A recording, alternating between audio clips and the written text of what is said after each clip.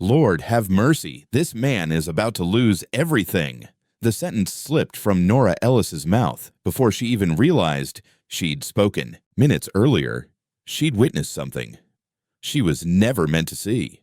Through the glass wall of the CEO's corner office, she'd spotted Daniel Reed, billionaire property tycoon. Usually, he was the definition of public confidence: tailored suit, sharp profile, hands that controlled skyscrapers. But not this morning. Today, he was hunched over his desk. Color drained from his face. Daniel stared at a thick stack of papers, right hand shaking as he lifted a pen. He hesitated, then lowered the tip toward the signature line. A sick, dropping sensation rolled through Nora's stomach, heavy and cold. Before she could make sense of it, a harsh voice snapped behind her.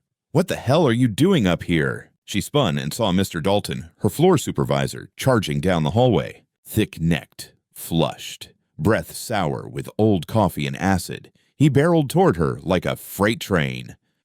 I'm just doing my rounds, sir," Nora stammered, stepping away from the office window. "Rounds," he sneered. "Is that what you call spying now?"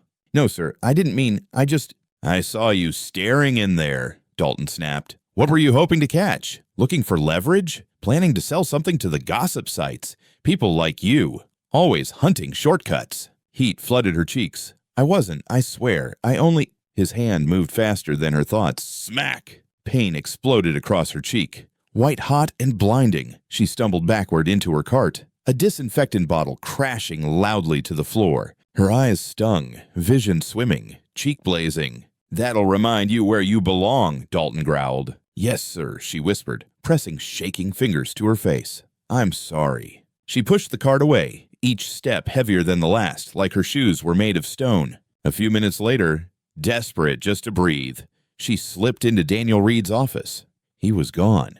The leather chair sat empty behind the massive mahogany desk, the faint smell of his cologne and coffee clinging to the air, like ghosts that refused to leave. She wasn't allowed in there, not even for cleaning at that hour. Still, something made her pause. The folder lay exactly where he'd left it. Nora moved closer, heart thudding. Her eyes dropped to the title stamped across the top. Declaration of Corporate Bankruptcy, filed under Daniel Reed, Reed Urban Development. Nora's pulse jumped. She skimmed the bold numbers on the first page. Total outstanding debt, $64 million. That couldn't be right. Her brows pulled together on instinct. She traced the list of creditors, vendors, lenders, partner firms. Some names meant nothing, but one slammed into her like a fist. Meridian Supply Group. Her breath hitched. The letters blurred as memories crashed in. Hard and unwelcome. She knew that name. Meridian Supply Group was the same company that had destroyed her father's small construction business years ago. They'd shipped defective materials, lied about specs, overbilled, then vanished after getting paid. He'd filed complaints. No one listened. Within a year, he'd gone bankrupt. Within 3, he was gone. Heart attack, they said. Nora always believed it was heartbreak that finished him. And now Meridian's name sat on this list, with a claim of $5.2 million. Her fingers tightened around the page. It didn't add up. She scanned more entries. 12 million, 8 million, 15 million. Her lips moved silently as she added, double-checking. 47 million, not 64. She ran the calculations again. Slower, more careful. The discrepancy was too neat, too deliberate. A chill rippled across her skin. Someone had padded the debt, added fake creditors, recycled old ones. And Meridian Supply Group had no legitimate reason to be there, unless someone wanted them placed. Nora swallowed, hearing her father's voice echo from years ago. If someone had warned me sooner, maybe I could have fought back. The office was so quiet it rang. She reached into her cart, grabbed a pen, and yanked free a sticky note. She scribbled quickly. "Mr. Reed, the totals on page 7 don't match. Real debt is 47M, not 64M. Someone's lying. Please recheck." She signed it only, "A friend." Hands trembling, she smoothed it atop the folder and straightened the pages. Then she dabbed the faint smear of blood from her cheek, lifted her chin, and walked out. In the basement, she clocked out at 7:48 a.m. Instead of heading straight to her battered sedan, she lingered in the concrete shadows of the garage. The echo of the slap still rang in her ear, her pulse still racing. beneath the fear, something sharper simmered, anger, not only for this morning, but for what had been done to her father. She leaned against a concrete pillar and waited. At 9:01 a.m., a black Mercedes slipped into the garage. Daniel Reed stepped out. He looked nothing like his magazine covers. No polished smile, no effortless swagger. He looked hollow, exhausted, like the ground had given way beneath him overnight. He passed her hiding spot without seeing her. Nora stayed silent, clutching her bag, only hoping he'd notice the note. At 9:17 a.m., her phone buzzed. Unknown number. Her throat tightened as she answered quietly. "Hello? Ms. Ellis," a familiar male voice. "This is Daniel Reed. Are you still in the building?" Her chest constricted. "Yes, I am." "Don't leave," he said urgently. "Please, I need to speak with you right now." The call cut off. Moments later, hurried footsteps echoed down the ramp. Daniel appeared, slightly out of breath, gripping the yellow sticky note in his trembling hand. "Was this you?" he asked. Voice cracked. "Did you write this?" Nora couldn't find words. She only nodded. Daniel Reed, Billionaire CEO, dropped heavily to his knees on the cold garage floor in front of her. Tears gathered in his eyes. "You just saved my life," he whispered. "You saved everything." Nora Ellis, cheek still bruised, shaking with fury and fear, stood frozen. Seen, finally. If you felt Nora's pain, hit like and drop where you're watching from. You never know. Someone near you might be watching too. Daniel knelt like a man whose universe had stopped spinning, the sticky note shaking between his fingers. His expensive slacks darkened at the knees where they pressed into concrete dust. He stared up at Nora with a nakedness she'd never imagined on someone like him. No ego, no armor, just a man with everything on the line. Seeing her clearly. Nora couldn't move. The blood on her cheek had dried. Her fingertips still tingled from the hit, but all her attention was locked on him, the billionaire looking at her like she mattered. "I didn't mean to interfere," she stammered softly. Daniel shook his head. "You didn't interfere. You intervened." She took a half step back, every instinct barking at her to run, hide, vanish like she'd always done. But something pinned her there. The note, the company name on that list, the memory of her father. He rose slowly, brushing grit from his knees. His voice steadied, though it still trembled around the edges. "Come with me." Nora blinked. "Sir, I really should—" "I need to come back upstairs," he insisted. "You saw the figures, the paperwork. Someone needs to answer for them. And I want you in the room when they do." His gaze locked with hers. "Please." Nora swallowed. "But I'm just—" "You're not just anything," he cut in. "You're the only one who actually noticed." She glanced toward the exit. Her aging Ford sat in the distance, safe and familiar, going back to that life, scrubbing other people's floors. Swallowing every word suddenly felt suffocating. Fear whispered, "You don't belong in his world. You'll only complicate everything." Daniel seemed to sense her hesitation. "I know you're scared," he said quietly. "So am I. But whatever happens today, I promise you this, no one lays a hand on you again while you're under my roof." Nora winced, cheek throbbing. She nodded slowly. "Okay." The elevator ride back to the 24th floor felt longer than any she'd ever taken. They stood side by side, eyes fixed on the rising numbers. Neither spoke, but something fragile stretched between them. Not trust yet, but recognition. When the doors slid open, daylight spilled into the hallway like it had been waiting.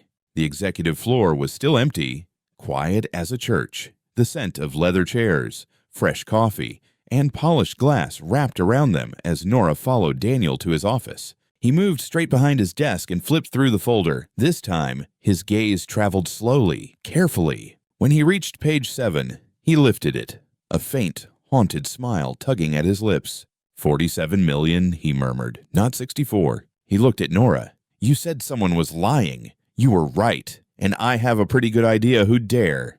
Nora stayed quiet. She wasn't ready to voice that name out loud. Not yet. Daniel grabbed his phone and dialed. "Karen," he said when his assistant answered. "Is Grant in yet?" A pause. "Good. I want him in my office at 10 sharp. No delays, and pull security logs for this floor from before 8 a.m. today." He hung up, turning back. "Lucas Grant is my partner," Daniel said. 15 years. We built this place together." His jaw flexed, which is why, if this betrayal is real, it costs him everything. Nora hesitated, then asked quietly, "And if it isn't him?" Daniel met her gaze. Then I'll apologize. He exhaled slowly.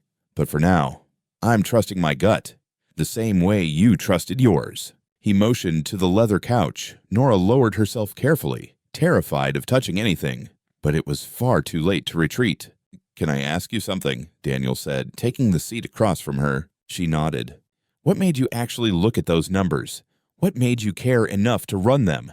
Nora stared down at her hands, resting stiffly in her lap. My dad, she said quietly. He was a contractor, hands in concrete, not suits. Trusted people way too easily. Years ago, some supply company scammed him with cheap materials and fake invoices. Nobody helped. Not the union, not the bank. Nobody. He lost everything, she continued. He died thinking no one cared. Daniel leaned forward. What was the company called? Nora lifted her eyes. Steadier now. Meridian Supply Group. He flinched. I saw the name in your bankruptcy file. $5.2 million. Daniel leaned back. Lips pressed tight. That's impossible. We haven't used them in over 10 years. They're on the list, Nora replied. And if that line is fake, someone used them to inflate the debt on purpose. To pad the fall, he finished. Jesus. A knock interrupted them. Karen poked her head in. Mr. Reed. I checked. Only one person accessed this floor before 8 a.m. today. Her eyes flicked to Nora, puzzled. Her. Daniel nodded once. That's what I needed. Thanks, Karen. The door shut behind her. Daniel looked at Nora, voice softer now. You're the only one who had every reason to look away. And didn't. Nora lowered her gaze. Honestly, I almost left it alone. But you didn't, he said. She stayed silent. Daniel rose. You don't have to speak in the meeting. Just be there. Just knowing what you saw might be enough to rattle Grant. Nora took a slow breath. What if he calls me a liar? Daniel gave a half smile. Then I'll hold this up. He lifted the yellow sticky note. And tell them this tiny square of paper stopped a billion-dollar empire from being stolen. A tiny smile curved Nora's lips. It was just a note. No, he said firmly. It was a warning, a line drawn, and now we stand on the right side of it. The wall clock clicked to 9:42 a.m., 18 minutes until Lucas Grant walked in, and the truth either torched everything or finally set something right. At exactly 9:59 a.m., silence swallowed the 24th floor of Reed Tower. The glass-lined hallway outside Daniel's office gleamed beneath flawless lights, the kind that never flickered, never dimmed, a luxury Nora had never known in any place she'd lived. She sat stiffly on the leather couch in the CEO's office, fingers laced tight, eyes pinned to a glinting spot on the polished floor. Her cheek ached. The dried sting whispering she didn't belong here. The folded sticky note said otherwise. Across the room, Daniel adjusted his cufflinks. He looked calm on the surface, but his tightened jaw and darting glances at the clock betrayed the storm underneath. Whatever happens, he said quietly, don't let him shrink you. Nora looked up. Sir? He held her gaze. Men like Grant are used to owning the room, making everyone else feel like they're the ones who should apologize. Not today. She nodded, throat dry. She'd rehearsed what she might say, but words weren't what scared her. It was the look she feared, the same one Dalton had given her. That silent message, you don't belong here, you should have stayed in your lane. At exactly 10 a.m., the intercom crackled. Karen's voice sounded crisp but tense. Mr. Reed, Mr. Grant is here. Daniel gave Nora one final glance, then stepped behind his desk. Send him in. The door opened moments later. Lucas Grant entered like a man expecting to finalize a victory. Silver hair slicked back, gray suit immaculate, cufflinks flashing with each movement. Well, he drawled, stepping inside. Didn't know we were inviting an audience. His gaze landed on Nora, and in that instant his brows lifted, not in recognition, but in smug amusement. We bring in cleaning staff into executive meetings now, he added lightly. Very progressive, very 2025. Daniel didn't react. Sit down, Lucas. Grant lifted an eyebrow, but obeyed, lowering himself into the chair opposite Daniel's desk. He crossed his legs, completely relaxed.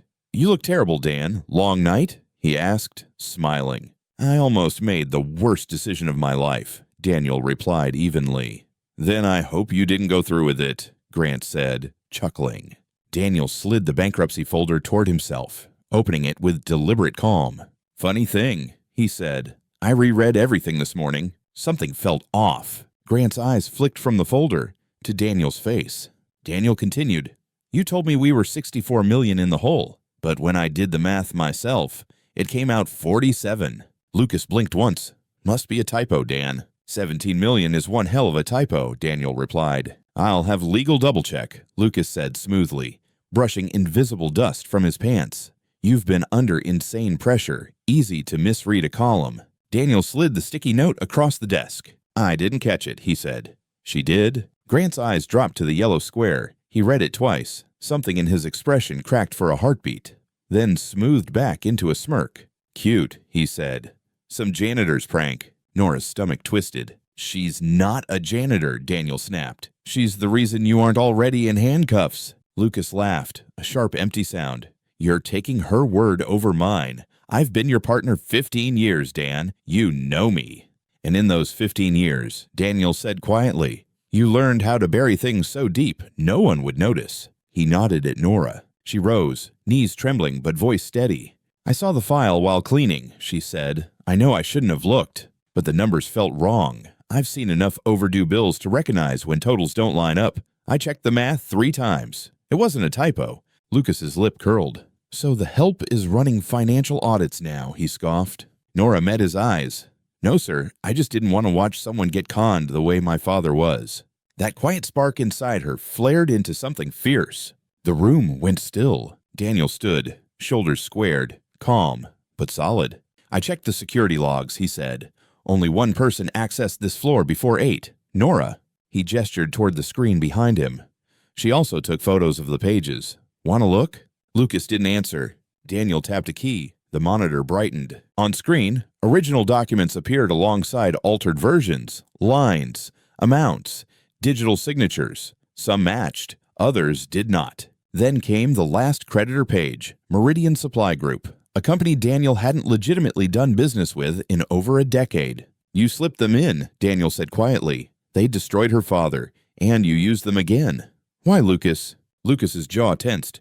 "This is insane." Daniel lifted another folder. "Karen came to me last night. She saved copies of your emails, the ones between you and a Tyler James, tied to that fake Meridian shell. I know about the kickback," Daniel added. "You plan to force bankruptcy, buy our assets for pennies through that shell, then walk away clean." Silence swallowed the room. Finally, Lucas rose. "You think you can prove all that on a cleaner's word?" "No," Daniel said, straightening his jacket. "On your emails, her photos, and the security logs." Lucas's eyes narrowed, pinning Nora. "You think he'll even remember your name in 6 months?" he sneered. "You'll be back scrubbing floors for people who never look up." Daniel's voice dropped icy. "Get out." Lucas didn't move. "The FBI is on their way," Daniel added. That made him flinch. Lucas grabbed his briefcase, spat something under his breath, and slammed the door behind him. The glass trembled. Silence rushed in. Daniel looked at Nora. "He was right about one thing," he said quietly. "I didn't know your name before today." Nora stared at the floor. "That's just how the world works, sir." Daniel shook his head slowly. "No, that's how I worked. Blind." Nora felt something shift in the room, like a heavy curtain lifting. Not entirely, but enough to let AIR in, enough to breathe without apologizing for existing. The door's echo still hung like a gavel. Nora hovered in the center of the office, unsure whether to sit, speak, or disappear the way she always used to. The pressure in her chest still hadn't vanished.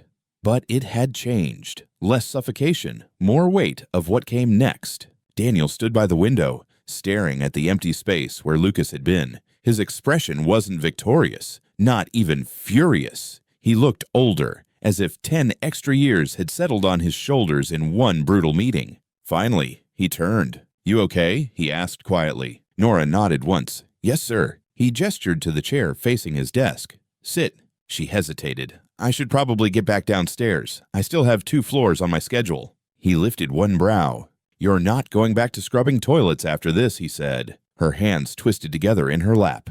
"It's fine," she murmured. "I didn't do this for anything in return." "I know," Daniel replied, "but I also know what it cost you." Nora glanced at the dried fleck of blood on her sleeve. Startled, she hadn't noticed.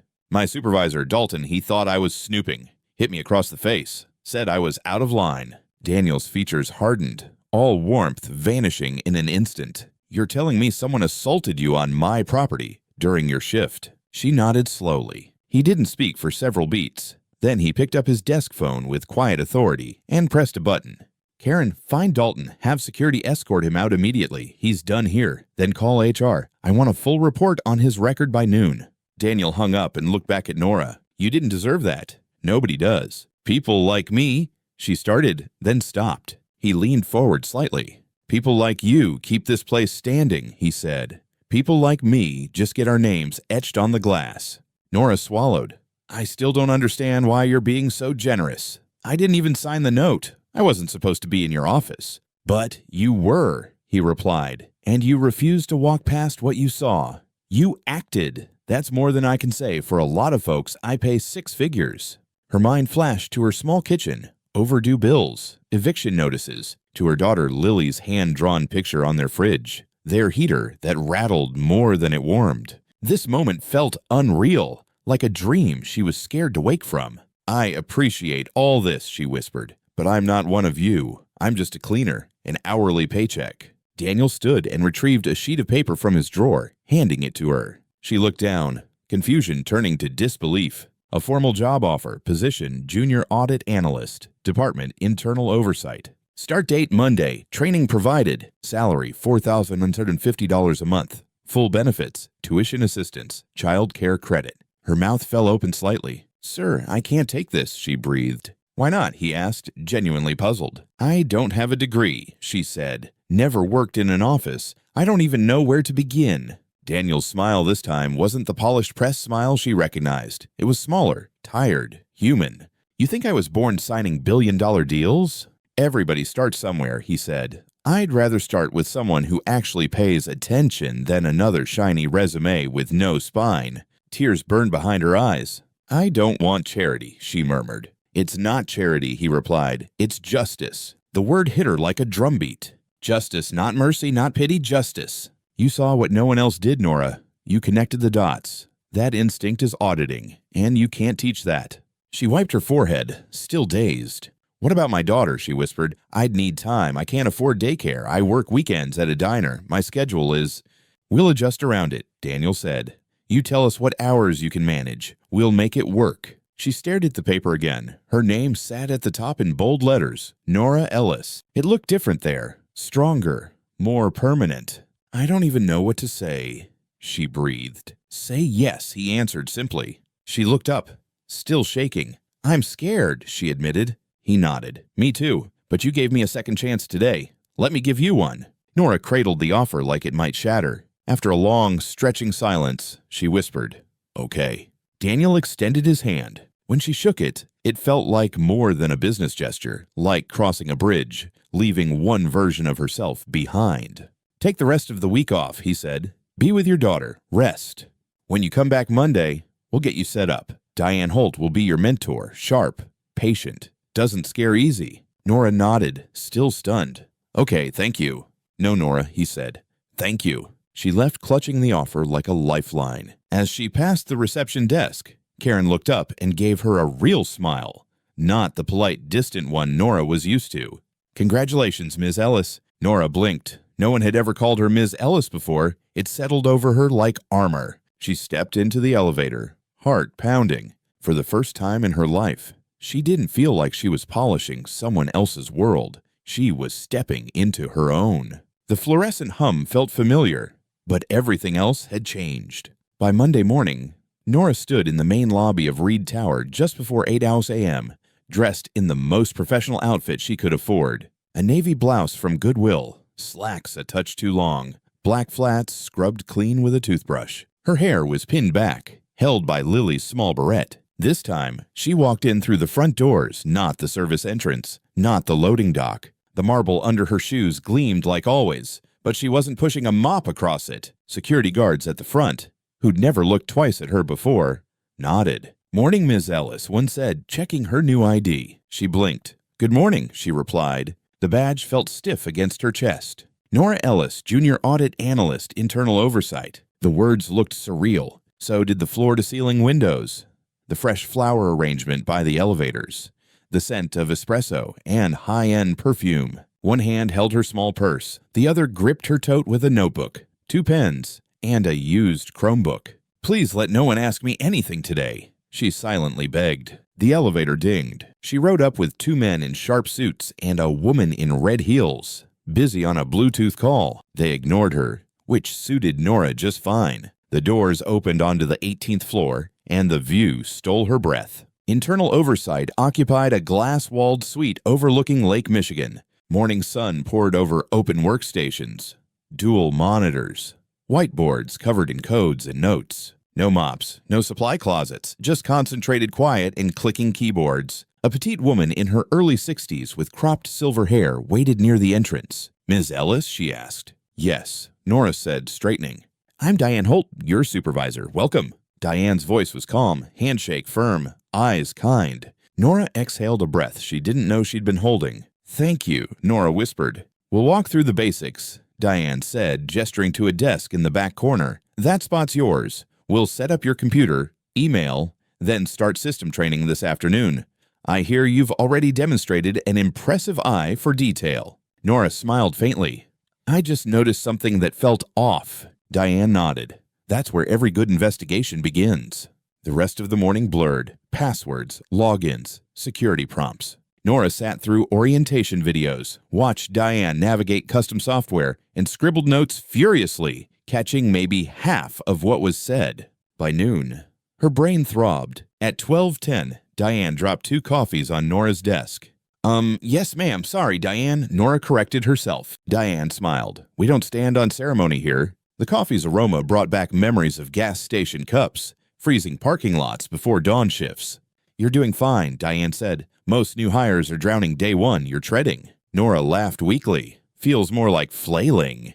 "Flailing still means you're fighting," Diane chuckled. "I've been here 16 years, seen auditors with top-tier degrees miss a simple decimal. Daniel says you saw a pattern no one else did." Nora shifted. "I didn't go looking. I just couldn't ignore it." "Instinct," Diane said. "Don't underestimate it. You'll learn tools, acronyms, procedures, but what you already have, you can't teach that."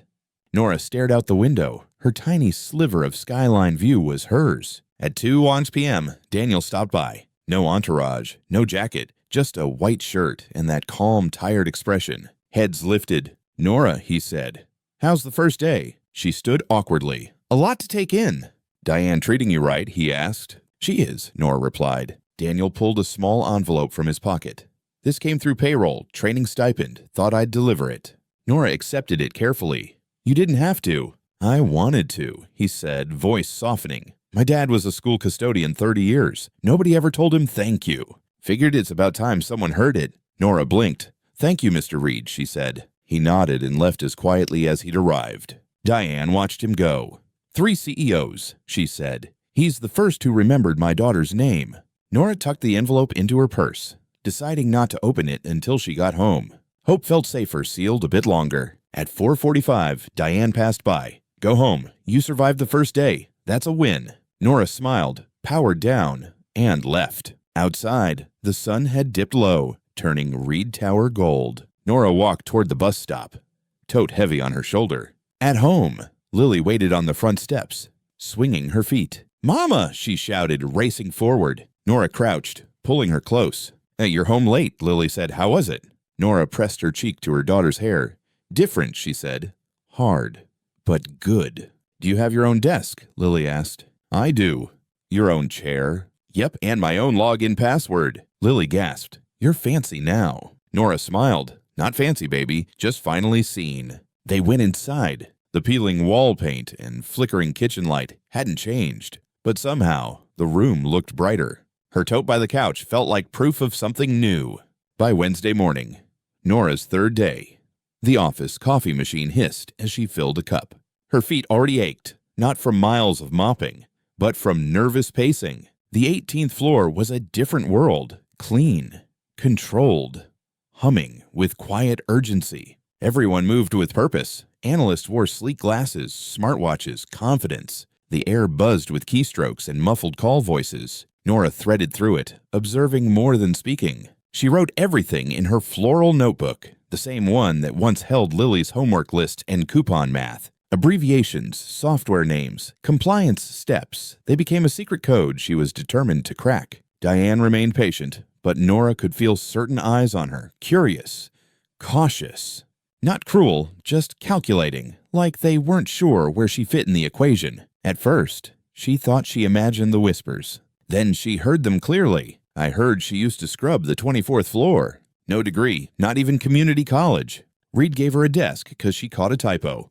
The word stung. By Thursday, the nickname surfaced. The custodial miracle. Nora overheard it in the break room from a woman with manicured nails and a frostbitten tone. "Let's hope the custodial miracle doesn't audit my reimbursements," she joked. Quiet laughter followed, small but sharp enough. Nora didn't respond. She smiled politely, walked out, kept her posture straight. In the restroom, she locked herself in a stall, sat down, and just breathed.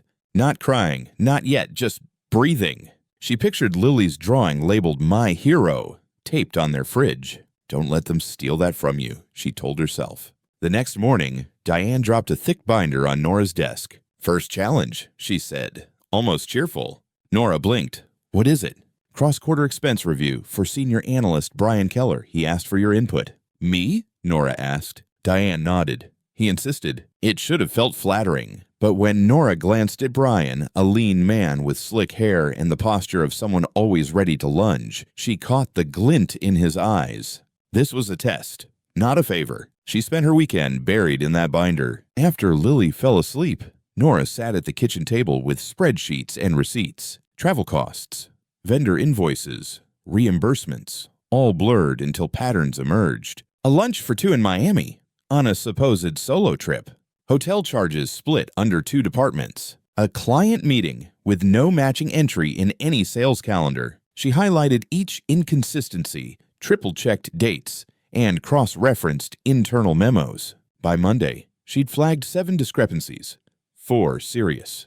She slid the report onto Brian's desk. He flipped through it, expression unreadable. "Quick work," he said dryly. "You sure?" "Positive," she answered. "Pages 6 through 9 tie to internal logs." Brian never thanked her, but by mid-afternoon, HR called him in. By 3:30, security escorted Brian Keller out. No farewells. Diane appeared at Nora's desk later. "I reviewed your findings," she said. "You didn't just catch mistakes. You caught a pattern. That's rare." She hesitated, then added, "You should know. Procurement data's suddenly behind a firewall. I tried to pull 3 vendor reports this morning. Access denied." Nora's stomach dipped. "They know," she whispered. Standing at the edge of the open office floor was Cassandra Hale, the CFO, immaculate in a deep emerald suit, pearls shining at her throat. Cassandra had the kind of presence that made whole rooms quiet. People whispered she'd once overseen 3 divisions at once and hadn't taken a sick day in over a decade. "I'd like a word," Cassandra said, voice cool and precise. Diane stiffened beside Nora. "You don't go anywhere without HR." "It's okay," Nora murmured, though her heartbeat pounded like a bass line. She followed Cassandra down the corridor, her own footsteps feeling several steps behind the CFO's precise stride, like she was always half a hallway late. They entered a small conference room, floor-to-ceiling glass, heavy blinds, no cameras blinking in the corners. Cassandra closed the door with quiet care. "Please," she said, gesturing. "Sit." Nora sat. Cassandra didn't. She circled the table slowly, like an instructor assessing a suspected cheater. "I've heard some interesting stories," Cassandra began. "Unapproved file pulls, late-night searches, secretive chats in storage rooms." "I haven't done anything outside my job," Nora replied, keeping her voice even. "Job descriptions are elastic here," Cassandra said. "You've stirred things up, Ms. Ellis. Some think you're ambitious, others think you're ignorant of the game." Nora met her eyes. "What do you think?" Cassandra's lips twitched. "I think you're someone who should tread lightly." Her tone never hardened, but the warning was unmistakable. "I'm just following the records," Nora said. Cassandra's faint smile stayed. So did whistleblowers who ended up exiled. Nora's hands tightened in her lap. "I appreciate curiosity," Cassandra continued, "but curiosity can turn into fixation. Fixation, unchecked, becomes paranoia." She moved to the window, opening a narrow sliver of blind so a band of light cut across the table. "This organization runs on precision, hierarchy, trust. Whatever you're doing, on purpose or not, shakes that balance." "I'm not trying to destabilize anything," Nora replied. "I'm trying to keep people from being hurt again." Cassandra turned. "No one is being hurt. Not anymore." The words hung between them. Then she slid a folder across the table. Nora glanced down. Her custodial employment file. Old write-ups from Mr. Dalton. A note. Employee found in unauthorized executive hallway. Nora looked back up. Cassandra's eyes were polished stone. "You've come a long way," the CFO said, "but this is far enough." The message was clear as a threat. Step back or be buried. Nora rose slowly. "Are we finished?" For now," Cassandra answered. Nora reached the door, then paused. "You know what's wrong with silence?" she asked, voice trembling not with fear, but fury. "It convinces people they're untouchable until someone finally speaks." She walked out, every step sharper than the last. Diane waited just outside, arms folded. "Well," Nora whispered, "she knows." Diane nodded once. "Then we stay ahead of her." That night, Nora dug out the old cardboard box she'd sworn never to reopen. It held what remained of her father's files, the ones she'd hidden after he died. Newspaper clippings, legal letters, a faded photo of the man who ruined him, Martin Crow. Standing just behind Crow at a 2002 shareholder dinner, young, pearled Cassandra Hale. Nora's blood chilled. This wasn't only money, it was history personal. She opened her notebook on a fresh page and wrote, Martin Crow, 2002, Cassandra H., advisor. Motive, cleanup. Underneath, she drew a line like a fuse, and beside it, 2 words, not finished. Sunday morning. Nora stood in front of her father's dented filing cabinet, the one she'd refused to sell even when rent was past due. It had sat in storage for years, collecting dust, a metal tomb she'd promised not to disturb. She hadn't planned to dig through the past again. She didn't want Lily inheriting that weight. But Cassandra's face beside Crow's had blown the lock off that door. Her fingers shook as she turned the tiny key. The top drawer screeched open. Inside lay legal briefs, letters addressed to J. Ellis from lawyers who never called back, a torn photo of her father on their porch, dated 1998, and one thick, yellowed envelope, to be opened if they come for you. Nora swallowed hard. Inside were 2 items, a flash drive and a single sheet in her father's handwriting. Crow was only the front. It read, "Follow the paperwork. They buried it deep, but not everyone knows it's still alive. Protect yourself." Monday. Nora arrived before sunrise, before Diane, before the early cleaning crew. In the quiet glow of her cubicle, she slid the flash drive into her laptop, heart racing. 3 files appeared, 1 audio recording from 2004, 2 scanned ledger PDFs. She clicked play. A rough, older man's voice filled her headphones. "This is Joseph Ellis. If you're hearing this, I'm either locked up or gone. I stumbled into something I wasn't meant to see. My mistake was thinking it ended with Crow. But Reed Industries, maybe even higher, this runs deeper," he said. "Money disguised through fake vendors, bribes hidden in development programs, names you wouldn't expect. And I think they're using invisible employees, custodians, clerks, as cover. People nobody watches. People like me." Nora's throat burned. "If my daughter ever hears this, Nora, I'm sorry I didn't get out. But if you're where I hope you'll be, inside that tower, don't stop digging. Not for me, for whoever comes after you." The recording ended. She sat motionless. It wasn't just her father's voice. It was confirmation. Her suspicions weren't madness. They were inheritance. That afternoon, during break, Diane caught her near the vending machines. "HR wants you," Diane said quietly. "Asked for a meeting." Nora blinked. "Did they say why?" "No," Diane replied, "but it's not routine. I think someone's watching you closer now." Nora nodded. "Yeah," she said softly, "I can feel it." Before the meeting, she printed the 2 ledgers from the drive, slipped them into her purse. She didn't intend to show them, just needed to feel their weight.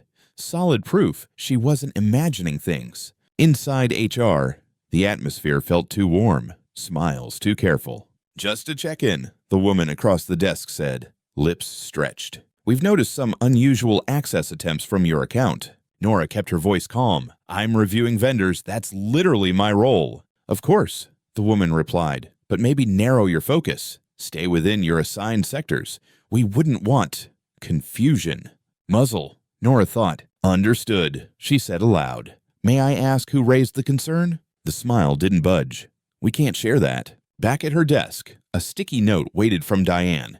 CFO pulled all audit trace logs from last 2 quarters. Something's being scrubbed. Nora stared at the note. Cassandra wasn't just watching, she was erasing. That night, Nora texted an old friend, someone who'd fixed servers while she mopped boiler room floors, Jared Miles, former IT tech. He still owed her one. They met at a greasy spoon outside the city, safely away from corporate eyes. Nora Ellis in a blazer, Jared said, surprised. She managed a small smile. Didn't expect it either. They traded updates over pancakes and weak coffee before she cut to the chase. I need to recover deleted system logs, she said. Audit trails, secure files, anything scrubbed. He frowned. You realize that's… I know, she interrupted. But if I don't, everything my dad died trying to expose disappears again. Jared hesitated, then sighed. Still take your coffee black? He asked. Always. He nodded. All right, I'm in. They shook hands under the table. An unspoken pact renewed. The next day, Nora walked into Reed Tower with something she hadn't had before, a plan. Step 1, stall HR. Step 2, slip Jared into the system. Step 3, trace the final link between Cassandra, Crow, and the post-grant shell networks. If she went down, she'd go down swinging. Jared entered Reed Tower as Frank Mercer, an outside compliance technician brought in for a quiet systems assessment. His temporary badge scanned flawlessly thanks to a back-end request Nora had filed days earlier. Per Diane Holt, urgent audit QA. No one questioned it. Not with that phrasing. He wore a blazer over a hoodie, carried a beat-up laptop, and kept his eyes low. It was 7:42 a.m. The building hadn't fully woken up. Nora met him at the freight elevator. Nice place, he muttered. Smells like fear. She gave a nervous half-laugh. You've got 30 minutes, she whispered. Server room's on 12. I'll keep Diane busy if she comes early. Jared cracked his knuckles. Still sneaking through service corridors, huh? She handed him a small USB. This holds the logs my dad saved, if you can cross-match them with erased vendor paths.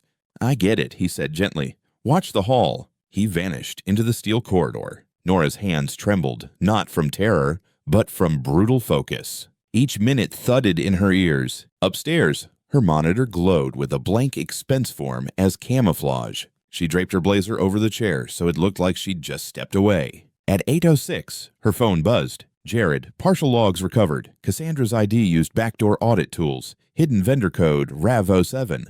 Ring any bells? Nora stared at the text. RAV, Reed Asset Ventures. Check cross-department payouts, she typed. Any trails outside procurement? His reply came seconds later. RAV07 routes shell payments through diversity initiatives.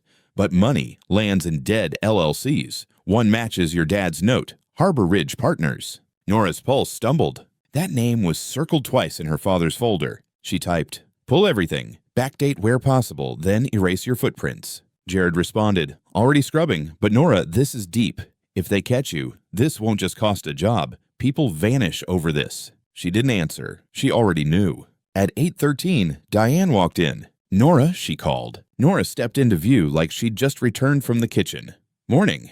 Was just grabbing coffee, Diane said, smiling. Big day. Legal wants you at 11. They want your insight on post-Keller protocols. Test or trap? Nora wondered. Sure, she said lightly. I'll be ready. Her phone buzzed again.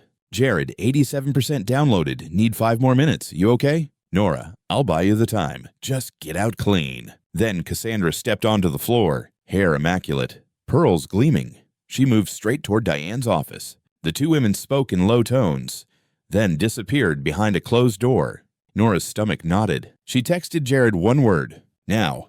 2 minutes later. Jared, done. Files secure. No logs left. Taking elevator out. Nora rose casually from her desk and headed toward the hallway, feigning a vending machine run. When the freight doors opened, Jared emerged with his laptop bag slung over one shoulder. He didn't slow. As he passed, he slipped something into her palm.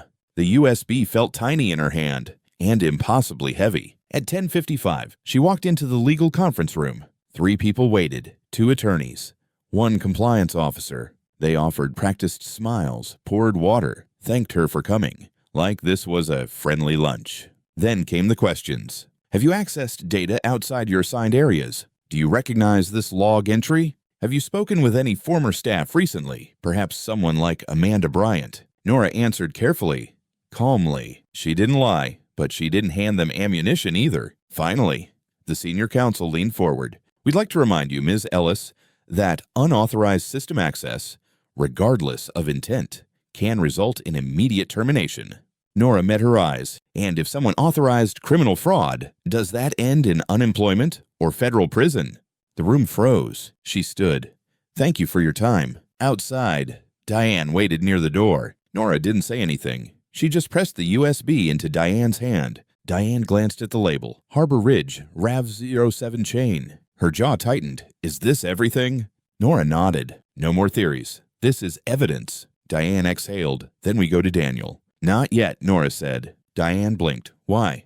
Because if he isn't already aware, he might be the only thing keeping this place from collapsing. I need to be sure first. That night, after Lily was asleep, Nora sat at the kitchen table. Laptop open, papers spread. The pattern was undeniable now.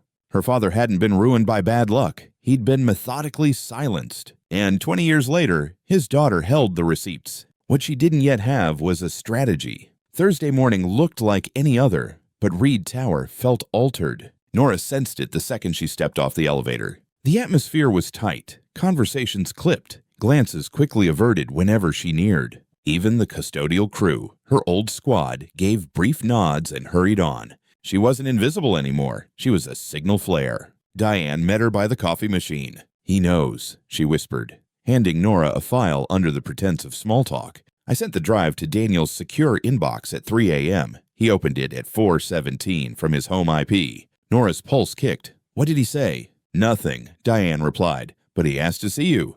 Nora's stomach dipped. When? Now. They rode in silence to the 26th floor, a place reserved for a very small circle. Nora had never cleaned up here, never even peeked in the doorway. This wasn't just executive territory, this was Daniel Reed's inner ring. The doors parted with a muted chime. The carpeting was deep navy, the walls lined with art, the air smelling faintly of cedar and old smoke. His office sprawled at the end, glass or steel, yet unexpectedly warm with books and photos. A wall of framed pictures, a worn leather chair beside a globe, and at the window, in a charcoal suit, stood Daniel. He didn't turn right away. Do you like tea, Miss Ellis? He asked. Nora blinked. Yes, sir. He nodded, then gestured toward a small table by the fireplace. A silver tray waited with a porcelain pot and 2 cups. She sat carefully. He poured the tea himself. No assistant, no show. Just the billionaire and the ex-custodian turned analyst. I went through everything, he said finally, settling opposite her. The files. Your father's recording. Every line of that report. Nora gripped her cup. I'm not here to threaten you, she said. I just needed you to see it. I did, he replied, and I should have known long before now. She looked up sharply. He didn't flinch. I remember Joseph. Daniel continued. Meticulous, soft-spoken. He greeted everyone at the front desk by name, even me. I was told he resigned quietly after Crow left. He didn't, Nora said, voice low. He was humiliated. Blacklisted. We almost lost our home. Daniel stared at the table, jaw tight.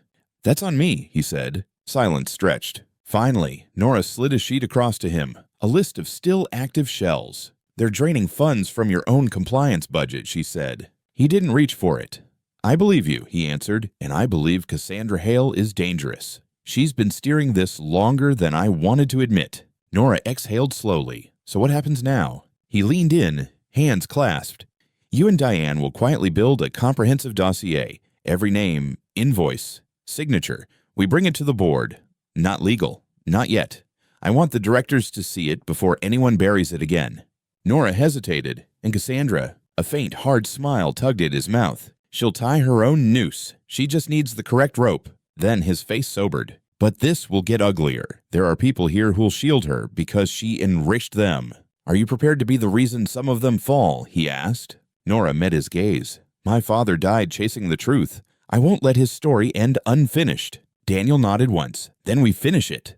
As she stood, he added, Nora. She turned. I was wrong before, he said. You weren't hired because of some miracle. You were hired because you refused to look away. She left with the tea's warmth lingering in her chest. That evening, at home, Lily tugged her sleeve. Mom, what are you thinking about? Lily asked. Nora smiled faintly. A rope, she murmured. And the truth. The following week unfolded like a chess match, every movement deliberate, every email, hallway glance, and printer run planned 3 moves ahead. Nora and Diane spent late nights locked in a records room on 19, cross-checking every payment, approval chain, and contract touching the shell companies. Harbor Ridge, RAV-R07, Clearwater Advisory, Nova Century, 4 entities sharing invoice patterns, quietly redirecting millions from compliance and outreach budgets. Here, Diane said, tapping a line. This allocation was supposedly for an inner-city youth hiring program. They even produced a press release. Nora shook her head. I remember that flyer in the break room. We all felt proud. Nothing ever happened.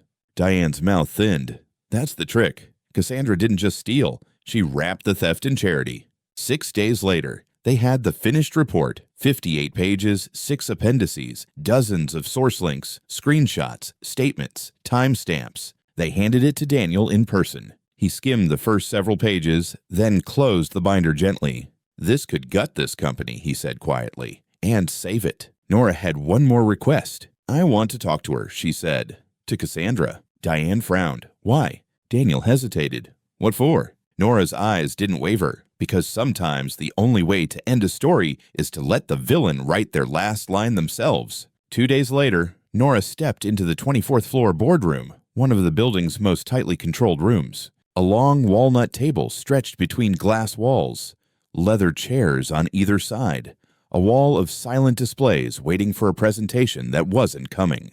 Cassandra sat at one end. Pearl earrings, dark blazer, composed as still water. She didn't stand.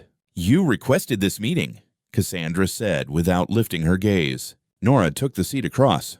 No laptop, no notes, just the weight of everything she'd learned.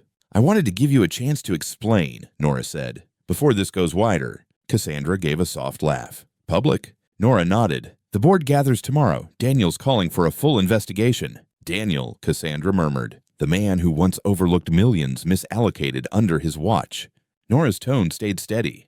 He's owning that now, correcting it. Cassandra finally looked up, eyes sharp. Do you honestly believe taking me down rewrites this place? This system? I didn't engineer the decay. I learned how to survive inside it. That's our difference, Nora replied. You embraced the rot. I refused. You're a cleaner who got lucky, Cassandra scoffed. No, Nora said. I'm a cleaner who finally started paying attention and refused to stop. Cassandra's smile slipped. I've watched you for months, she said. Too tidy. Too agreeable.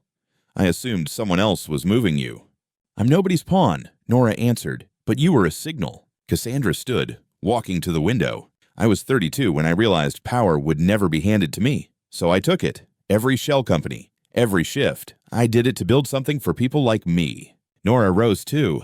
People like us don't construct legacies on stolen lives. Cassandra turned slowly. You're not prepared for what happens next. I am, Nora said. And if you were the woman you pretend to be, you'd walk into that boardroom and confess.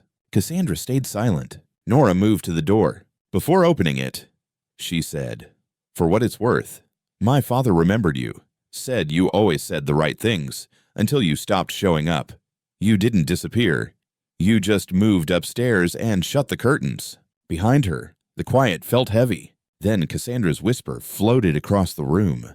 I'm not the only one behind those curtains, Ms. Ellis. Nora paused. Then I'll just keep pulling them back, she said, and walked out.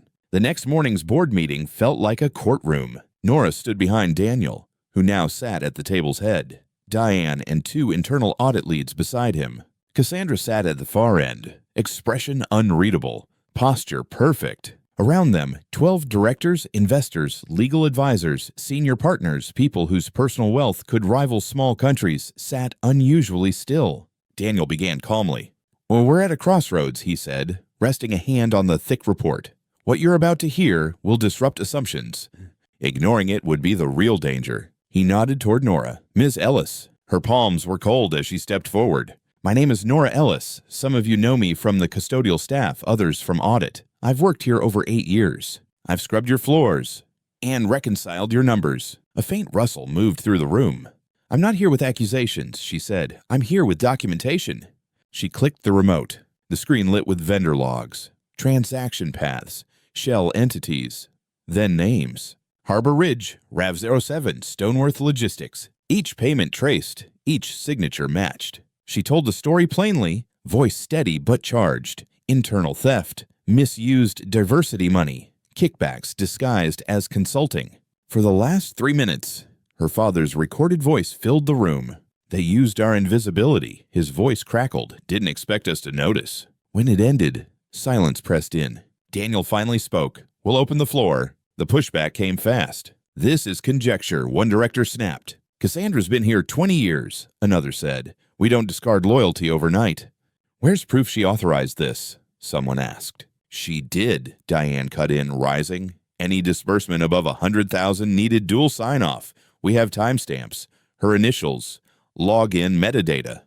Plus, vendor accounts linked to her niece's name and former address, Nora added. The money flowed into her personal holding company. Cassandra stayed quiet. No denial, no outrage. She waited until the room's arguments wound down, then stood. I won't insult you by suggesting those documents are fabricated, she said. I did what's shown there. I used the breaks in the system. Yes. I benefited, she continued, and so did some of you. Bonuses, accelerated approvals, projects pushed through. I didn't operate in a vacuum. She looked at Daniel. If you want a spotless house, you'll have to clear more than one office. She sat, hands folded. Silence settled again. Daniel spoke slowly. We're not here to hurl blame blindly, he said. We're here to choose a path. He scanned the table. All in favor of immediately suspending Cassandra Hale pending full external investigation. Hands rose. 1, 2, 4, 8, 11. Daniel paused, then lifted his own. 12. Cassandra didn't flinch. She stood, nodded once, and walked toward the exit. At the doorway, she glanced back at Nora. There will be others, she said. They'll arrive smiling. Then she was gone. The board filtered out slowly, some silent, some offering brief nods toward Nora and Diane. One man murmured, "Took guts," before disappearing. Back in Daniel's office, Nora stood by the window. You did it, Diane said behind her. We started it, Nora answered. Daniel walked in moments later. You just saved this company, he said. I didn't do it for the company, Nora replied. His faint smile said he understood. He held out a folder. What's this, she asked. Your promotion, he said. Director of Internal Oversight, full benefits, your own team. Nora opened the folder slowly, reading her name at the top. Thank you, she said. But I have one condition. Name it, Daniel replied. I want a mentorship program named after my father, she said, for overlooked staff, custodians, cafeteria workers, night security, anyone who dreams of more. Daniel extended his hand. Done. They shook, and Nora finally allowed herself a full breath. She looked out at the skyline. She said there'd be others, Nora murmured. Let them come. 2 days after Cassandra was escorted out, Nora felt a new kind of pressure. Not obvious. Not loud, like a draft sneaking under a locked door. First, the elevator. She pressed 19. The panel flickered, all buttons going dark before crawling upward, stopping on wrong floors without opening. The next morning, her ID badge failed. She waited at the turnstiles until Diane came down to override. System glitch, Diane asked, frowning. Or a warning, Nora muttered. That evening, in the underground garage, her footsteps echoed too loudly. It was late. She thought she was alone, until she heard another set of steps fall in behind hers. She turned. Hello? No answer. She kept walking, keys threaded between her fingers like makeshift claws. Every shadow seemed too deep. Her car waited in row D, silver paint catching weak light. She reached for the handle. You've made some powerful enemies, a voice said behind her. She spun. A man stood at the edge of the shadow, early 60s, tan coat, lined face. I'm not here to hurt you, he said, raising both hands. Just to talk. Who are you? Nora demanded. Used to be in compliance, he replied. Got pushed out when I started asking the wrong questions. She kept her grip tight on the keys. Name. Ethan Rowe, he said. It sounded vaguely familiar. I was part of a whistleblower group back in 2012, Ethan continued. We tried to expose Crow before the merger. They buried us with NDAs, threatened pensions, families. Nora stepped back. Why tell me this now? Because you made real noise, he said, and people are finally hearing it. He took out a USB slowly and held it out. This is everything we were too scared to release. Payroll fraud, kickbacks, laundered developments. Some of the names in your report are only surface. Why now? Nora repeated. Because Cassandra wasn't the top piece, Ethan said. She was a mid-level piece. Someone above her allowed it all. Maybe still does. Nora glanced at the drive in her hand. I don't know if this thread can keep being pulled without snapping. Ethan's eyes hardened. Then don't pull, he said. Cut it. He turned and faded back into the garage shadows. Nora drove home with Lily's car seat in the back and a storm building behind her ribs. At home, Lily slept. The apartment was quiet. Nora plugged the new drive into her personal laptop. Folders bloomed across the screen. Old names resurfaced, familiar lies wearing new labels. One folder grabbed her attention. Read Transfers 2009-2014. She opened it. Her mouth went dry. It wasn't just Cassandra. Payments traced directly to Daniel's brother, Andrew Reed, who'd served on the board until 2015, accounts in Zurich, real estate projects that never happened.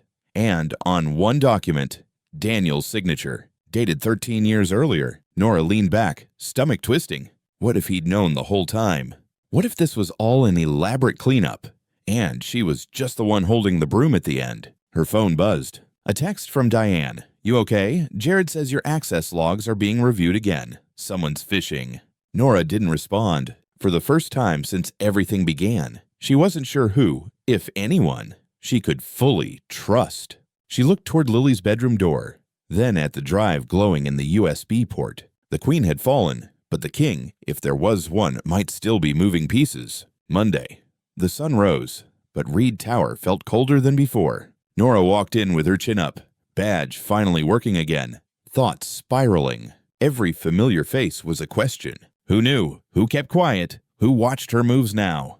The elevator to 19 ran perfectly, too perfectly. On her desk waited a sealed envelope. No return address, just her name typed neatly. She opened it. One line on crisp ivory paper. Be careful which truth you believe you're holding. No signature, no hint, just that. She looked up as Diane entered. I need to talk, Nora said quietly. They stepped into the records room. Nora pulled out Ethan's drive. This isn't finished, she whispered. It goes deeper, years deeper. Diane's brows knit. What did you see? Board-level laundering, Nora said, including a signature that looks like Daniel's from 2010. Approvals for shell donations, land deals, offshore accounts. Diane went pale. You think he's involved? I think he was, Nora answered. Maybe still is, or maybe he changed, but I need certainty. They stood in heavy silence. You need Jared again, Diane said finally. If someone's tampering with your log history, he can trace the source. Nora nodded. Set it for tonight. Off-site. That afternoon, Daniel summoned her again. His office looked the same, cityscape frame behind him, desk neat. But today, he sat instead of standing, hands interlaced. I hear someone approached you, he said evenly. Ethan Rowe. Nora didn't look away. Yes, he's been off the radar since 2016. Paranoid, angry about being pushed out, Daniel said, or truthful about what he saw. He studied her. You think I'm hiding something? I think everyone hides something, Nora replied, including me. He tapped a button. A chime sounded. A file opened on his screen. He turned it toward her, her father's personnel record. Blacked out lines everywhere. Internal notes from compliance. One email from November 2004. Ellis continues unapproved vendor reviews. If he persists, recommend full access suspension. Nora's jaw clenched. You knew. I learned 3 days ago, Daniel said quietly, when I started pulling old records after your report. I didn't realize Joseph was flagged as a problem, that he'd tried to report Crow. Then why call his exit voluntary? Nora asked. Daniel's eyes darkened. Because someone made it look that way. She paced. You signed off on land deals in 2010, through Andrew's entities. I saw the paperwork. Daniel stood. And you think I profited? I think I need answers before I keep betting everything on you, she said. His voice firmed. I signed those documents, he admitted. I was younger. My brother said they were philanthropic fronts, ways to expand community projects. When I found out he'd funneled money out, I forced him off the board. He exhaled harshly. You think I haven't paid? My marriage ended. The board barely trusts me.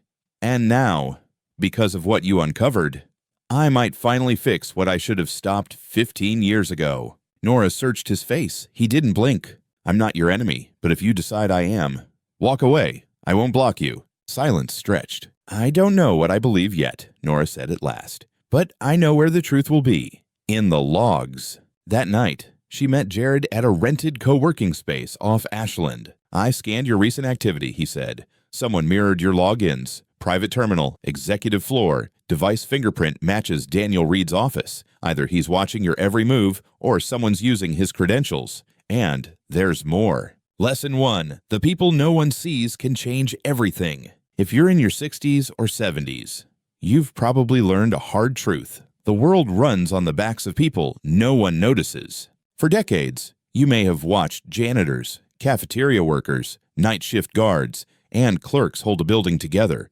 while executives walked past without a glance. Nora was one of those people. She pushed a cleaning cart, wiped fingerprints off glass, and tried to stay out of the way. Yet when a billionaire CEO was about to sign away his life's work, it wasn't the lawyers or the board who saved him. It was the woman with the mop.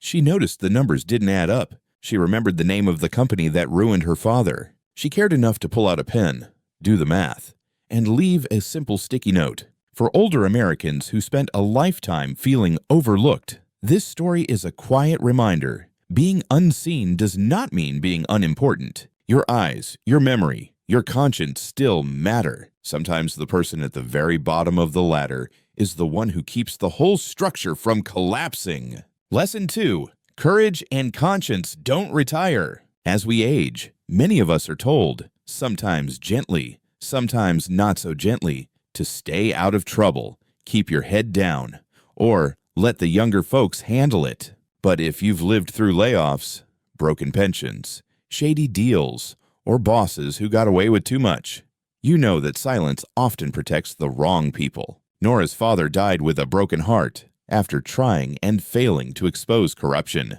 Years later, his daughter stood in the same kind of fire. She was slapped by a supervisor, threatened by powerful people, and quietly warned to tread lightly. Any reasonable person in their 60s would tell her, "Walk away, it's not worth it." And yet, the story shows us something older Americans already know deep down. A clear conscience is worth more than any paycheck.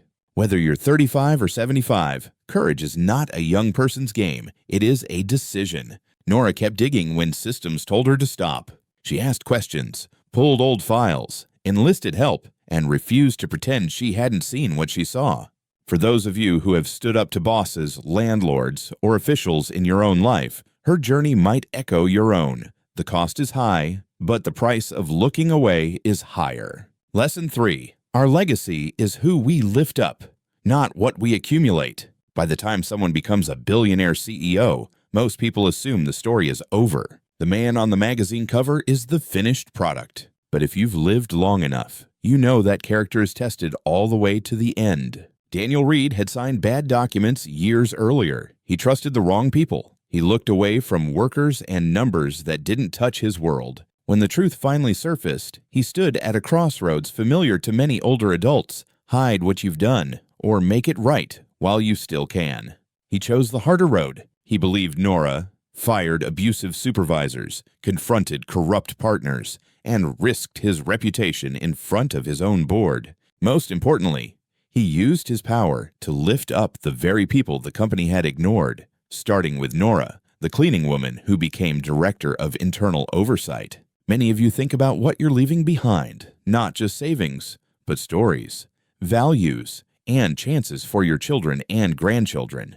This tale reminds us that our legacy is not the size of the house or the balance in the bank. It's the people we reach back for. Daniel honored Nora's father with a mentorship program for overlooked workers. In doing so, he turned his guilt into something larger than himself. At 65 or 75, that might be the most important lesson of all. It is never too late to choose what kind of ancestor you will be. Friends, if Nora's journey and Daniel's choices spoke to you, I'd love to hear your thoughts.